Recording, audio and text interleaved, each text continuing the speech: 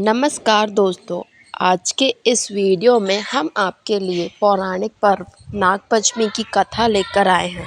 एक समय की बात है, एक सेठ जी अपने गांव में अपने 7 पुत्रों के साथ रहते थे और सेठ जी के सातों पुत्रों का विवाह हो चुका था। सेठ जी के छोटे पुत्र की बहू बहुत ही विदुषी और अच्छे चरित्र की थी, लेकिन उसके कोई भाई नहीं था।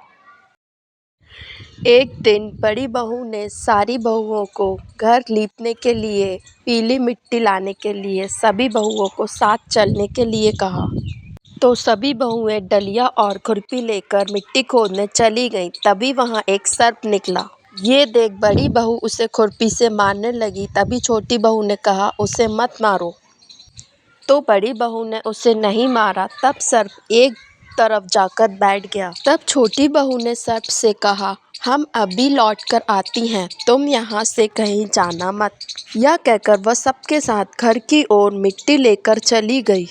घर के कामकाज में फंसकर वह सर्प से किया हुआ वादा भूल गई और जैसे ही अगले दिन उसे यह बात याद आई, वह हाथ में दूध का कटोरा लेकर उसी स्थान पर पहुंच गई और सर्प को वहां बैठा देखकर उसके आगे हाथ जोड़कर कहने लगी, क्षमा करना भैया, मैं समय से आना भूल गई।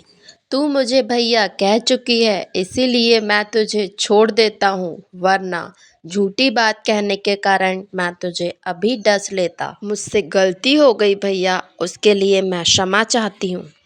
अच्छा, तू आज से मेरी बहन हुई और मैं तेरा भाई। तू आज जो भी मुझसे मांगेगी मैं तुझे ज़रूर दूंगा। भैया, मेरा कोई भी भाई नहीं है। अच्छा हुआ जो आज तुम मेरे भाई बन गए। कुछ दिन व्यतीत होने के बाद वह सांप भेष बदलकर उसके घर आ गया और उसके घर जाकर बोला, मेरी बहन को मेरे साथ भेज दो।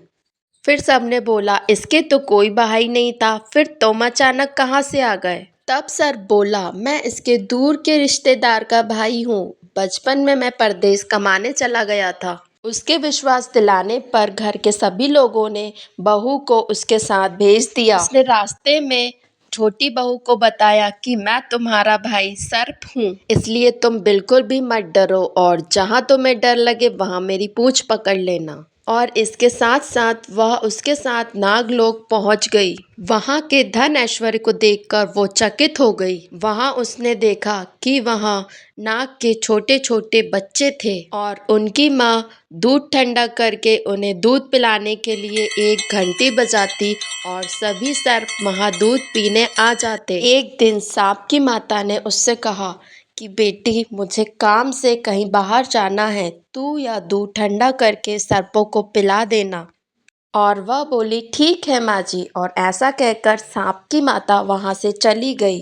फिर उसने दूध गर्म किया और जल्दबाजी में घंटी बजा दी। गर्म दूध पीने से सभी सर्पों के मुंह बुरी तरीके से जल गए। यह देख सांप की माँ बहुत क्रोधित हुई, परंतु सांप के समझाने पर वह शांत हो गई। तब सांप ने अपनी बहन से कहा, बहन, अब मैं तुम्हें अपने घर छोड़ आता हूँ। तब उसकी माँ ने उसे बहुत सारा सोना चांदी धन और वस्त्र देकर उसे उसके घर पहुंचा दिया। इतना धन देखकर बड़ी बहू को ईर्ष्या हुई और वह उससे बोली, तेरा भाई तो बड़ा धनवान है, इतना सारा धन दिया है तो इसे झाड़ने के लिए एक झाड़ू भी दे देता। सांप ने बड़ी बहू की बात सुन ली और उसने उस धन दौलत को झाड़ने के लिए एक सोने का झाड़ू भी दे दिया। जब वह बहन के घर से जाने लगा तो उसे हीरे से जड़ित एक हार भी दिया, जिस हार की प्रशंसा दूर दूर तक होने लगी। जैसे ही उस देश की रानी ने उस हार की प्रशंसा सुनी तो वो राजा से बोली, उस छोटी बहू का हार मुझे चाहिए।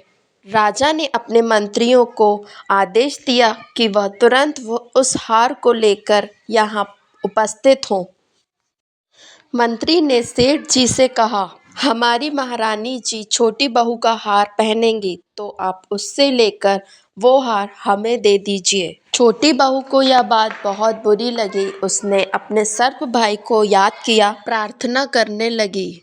उधर जैसे ही रानी ने उस हार को पहना, वो हार सर्प में बदल चुका था। यह देखकर रानी जोर से चौंक पड़ी और तुरंत वह हार उतारकर फेंक दिया। राजा ने सेठ जी को यह खबर भेजी और तुरंत छोटी बहू को दरबार में उपस्थित करने का आदेश दिया। यह सुन सेठ जी डर गए और वो स्वयं छोटी बहू को लेकर राजा के दरबार में उपस्थित हो गए।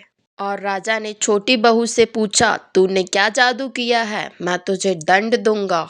तब वह बोली, राजन क्षमा कीजिए, यह हार ही ऐसा है।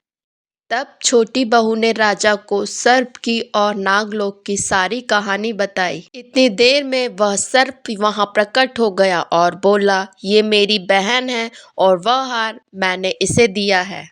यह देख सभी लोग हाथ जोड़कर खड़े हो गए और तभी से नाग पंचमी का यह त्योहार मनाया जाता है।